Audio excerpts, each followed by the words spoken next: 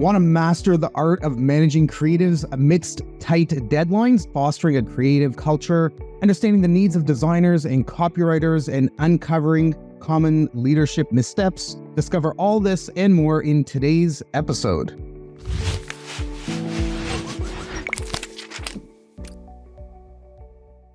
This podcast episode is made possible by wowdigital.com, your trusted partner for nonprofit and charity website and design. Welcome to the Nonprofit Digital Success Podcast. I'm your host, David, and in this episode, we're going to be talking all things marketing leadership with Anthony A. Dix. Anthony is a seasoned leadership expert with over 2 decades of experience mentoring nonprofit leaders. As a senior leadership consultant for 180 Management Group, he passionately guides individuals to unlock their full leadership potential. Anthony, thank you so much for joining us on the episode today. David, it's great to be here, and thank you for that unsolicited yet amazing introduction. I was looking for the guy you were introducing, but I realized that it's me. Thank you. Thank you so very much for having me. And he's humble. We were talking just before the show. You've got a couple of children. They're a little bit older than mine. How is it that you can do the work you're doing and support your family and their growth? Well, I'm a man of faith, so I'd first say but by the grace of God, actually. We're extremely fortunate to have the opportunity to raise such wonderful children. Funny enough, this podcast has something to do with managing creatives and marketing. It's really, really interesting with my children. One of them is a marketing major. Another one of them, my son, is an econ major, but he has his own YouTube channel and he's exploring videography and design and all this stuff while doing the econ stuff. Then my youngest daughter, she started out as a marketing major, didn't quite like it, but she went into public relations and journalism, which is a close cousin. Seeing the things that we have done here in our business at home, it really is reflected in how the children have grown and developed. It's really, really funny. Well, we've been graced, thankfully, to see them flourish educationally. So thanks for asking about that. That's a good question. That's amazing. So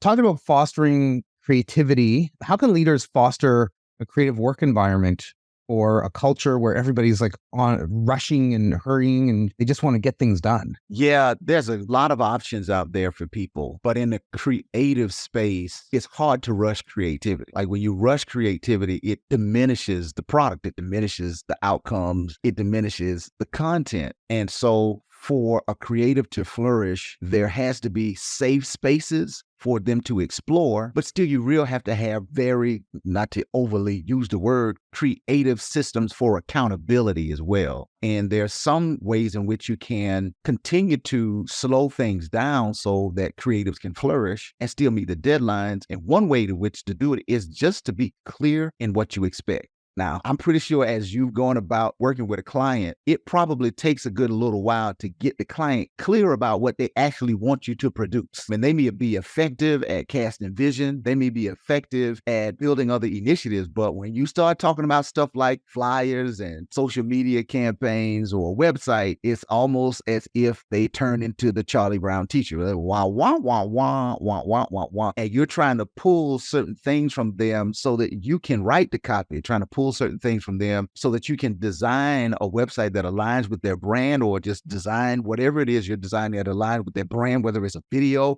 script or what have you. And so a lack of clarity just clouds up the timeline. And so if we had clearer expectations and clearer demands, it would help to speed up the creative process while still yet providing enough space for people to be creative. I think that some excellent points there. Absolutely, Anthony. I think for myself, when I was working in larger organizations, having time to just get together and have conversation, sit down and talk about a project and just forget about time, forget about money, forget about technical potential problems or barriers to success.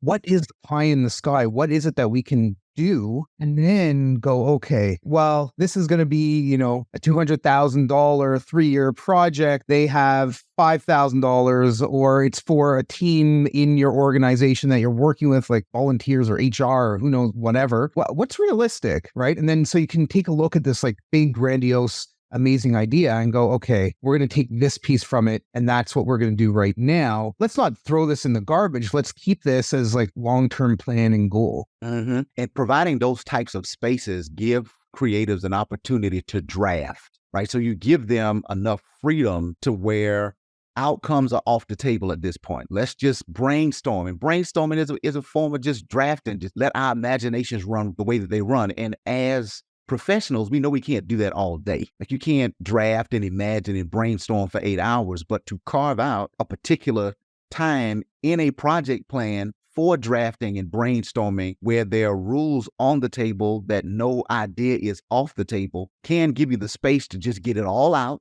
And then, as any great sculptor would do, now that I've got all of the marble out of my mind, I can go back and chisel it to make it into a piece of art, because restricting resources also helps to promote creativity. But it's when those restrictions of resources become stressful that that cortisol kind of inoculates creativity. But as you said, creating those safe places in the project plan to go ahead and get all of the ideas out on the table, to just do some drafting. We're not critiquing anything. Let's just get it all out, is an excellent way to help creatives feel like work can be play, because that's what it is. Like, I think like creatives have the best toys. We get all the electronics. Like IT, they are who they are, but they're not necessarily like marketers, graphic designers, copywriters. Like, we've got the videography, we've got all of the other programs, Photoshop, InDesign. We got all of those software toys and hardware toys. Work should feel like play. And one way to create that is to do exactly what you said, to provide a space for that kind of brainstorming and drafting. Something else that I think people should be aware of, if they're not already aware, is creativity doesn't just happen instantly. Mm-hmm. I've got my team behind me and helping me. And when we get together and do some brainstorming, it takes a good 10, 15 minutes before we could actually really kind of get in the zone of creative thought. And so booking a half-hour time isn't really enough. If anybody's thinking about getting team together, whether it's virtual or in person, doesn't really matter. You can use, there's all kinds of online tools that you could use for documenting and whiteboarding and all that type of stuff. You can do it in person. That's kind of my favorite way of doing it. Have like at least an hour, block off the time, and everybody can just forget about what they're doing. Even if they're not necessarily the most creative people, they might come up with a slogan or putting some words together or an idea that they saw on some other website, or inspiration. Exactly. And inspiration to me is, if not number one, is high on the list for things that creatives need, right? Creatives need inspiration. And one way to get that inspiration, of course, is through conversation and collaboration. But another way, and often people don't have a lot of latitude to make these adjustments, but I think they should at least consider it, is look at the physical environment your creatives are working in. Is the physical environment stale, or is it stimulating, right? Is it going to stimulate inspiration, or are your creatives in cubicles? Are they looking at cinder blocks? What is it that they have in their physical work environment? Are the desks and workspaces arranged best for collaboration and conversation, or are they kind of locked and siloed off? Those are aspects of design that can help designers to foster that creative environment. Absolutely. And that kind of leads into what I wanted to talk with you about next, is what are the ingredients of a healthy, creative team culture and environment? Well, you alluded to a few of them already. One of them is collaboration. You have to be able to bounce ideas off of each other, off of someone else. Creativity is done best as a team. You can, of course, come up with ideas and things of that nature on your own, but because anything created, it's an art form, it's going to be subject to critique. So you want to subject it to helpful, constructive feedback before it's released to the public. And the way to do that is collaboratively. That's what makes it constructive. But collaboration is facilitated by communication. So if you don't have great or healthy team communication, then that's not going to work either. So you need that collaboration. You need that communication, because those two things foster chemistry. That's one of the major differences between a team and a group. A group doesn't have chemistry. I love that idea about groups versus teams and collaboration as the differentiator between them. We can all do so much more if we're working together cohesively for the ultimate goal, right? So being clear about, here's the objective, here's what we need to achieve, here's the timeline around that, obviously, right? Like, we can't do things that it's going to take a year and a half when we need to do them in 2 months. But knowing what we're aiming for and we're all working together is better than people just going off on their own. COVID, let's talk about this for a second, right? So coming out of COVID, how have you seen the shift in being social through COVID, through like the 2.5, 3 years of that? Well, there are challenges on both sides of the table when it comes to how COVID has influenced human behavior, especially in this space when we're talking about creatives. I've had conversations with people who lead marketing firms and have virtual employees, virtual team members. And for some, they enjoy it. For others, they are pining about it because it seems to diminish the product. And it really depends on the culture of the organization and how that culture fosters creativity best. There may be some who can foster it best virtually. There may be others who can foster it best in person, physically. It just really depends on the culture of the organization. I do think that because of the technology that we have, it gives us those options. I have been able to develop strong relationships with people since COVID that I have never met physically, never met them in my life. And you can still brainstorm, you can still have those creative juices, flowing virtually. It just takes a commitment to doing it that way. If you inherently think that doing it virtually is not the best way to do it, then virtual will never work for you. But if you have a space where you say, well, maybe this can work, then you can at least explore it. I know sometimes between creatives, things can maybe get a little heated because everybody has their own opinion and this should be red. No, this should be maroon, right? And kind of conversations around that. And sometimes it could be difficult to manage creatives, whether they're designers or copywriters or marketers or PR or media editorial, right? Why do you think it's so challenging sometimes to manage creatives? And I go back to what I said before. It's challenging because given the context that you just laid out, like creatives having some tension and conflict about what's best, what color is best, what hue is best, what font is best, what word choice is best. All of those intricacies, when you critique, see, you can tell I'm a little creative on the inside. When you critique someone's art because it came from a person, they take it personal, right? They take it personally. And then if this person has established a trend of successful outcomes, those statistics in their mind contribute to this not only being a good art, but this is good science because it makes sense. The last time we had these colors, the last time we used this font, we had such and so, and these were the outcomes. So there's scientific evidence to establish that this color is the right color to bring about this feeling from the person viewing it, right? And so you get those two coupled together, you're going to have some tight moments. And that's just the nature, one, of the discipline and the profession that we have, and two, that's just the nature of people. If leaders of creatives will remember that these are people, not just producers of products, but these are actual people. People are complex, and you can manage their complexity with simplicity. So if we set parameters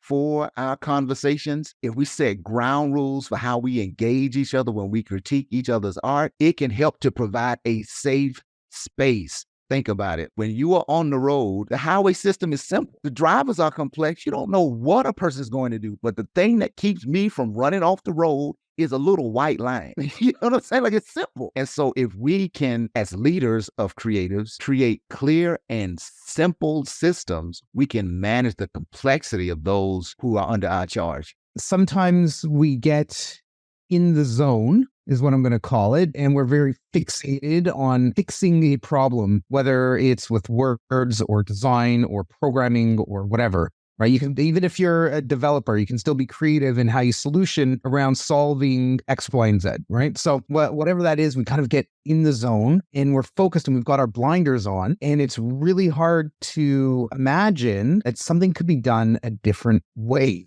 One isn't necessarily better than the other. There might be times when doing something a certain way is better because of what you want to do down the road. Right. Right. And if you're stuck trying to solve this one thing, you might have forgotten or might not know about these longer term pieces that also need to be brought into consideration. And I think working with the team, other people can remind you of those types of things. The leadership really needs to be the GPS. They need to understand how fast the team is going.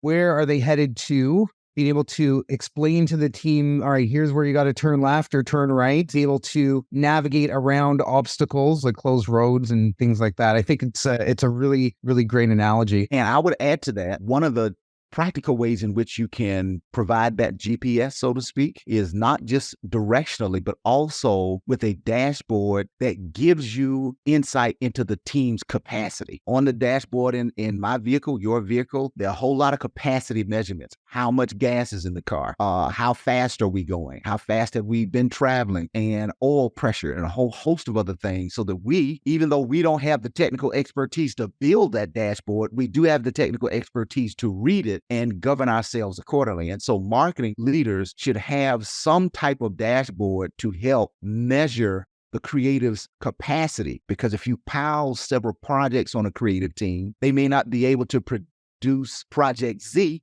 with the same zeal as they do project A, because they're just at capacity. So helping to measure those things does arm, and again, that's another just a simple system to help manage complex people. That's another way in which we can provide leadership as a GPS or as a dashboard to keep us working at our optimal. We talked a lot so far in this episode about being part of a creative team and how leaders can kind of help manage, steer, set up the team for success. Let's talk about this from the client perspective. So you're an organization, you're looking at hiring a creative team for whatever it happens to be. Maybe you want to rebrand, you hate your logo, or you hate your business or organization name. Maybe you just need a website redesign, or you just have an annual report that you need produced. Are there any tips that you have for people who might be considering working with a creative team? That's an excellent question. If I were the client, I want the creative's best. And I've been on both sides of the table, providing some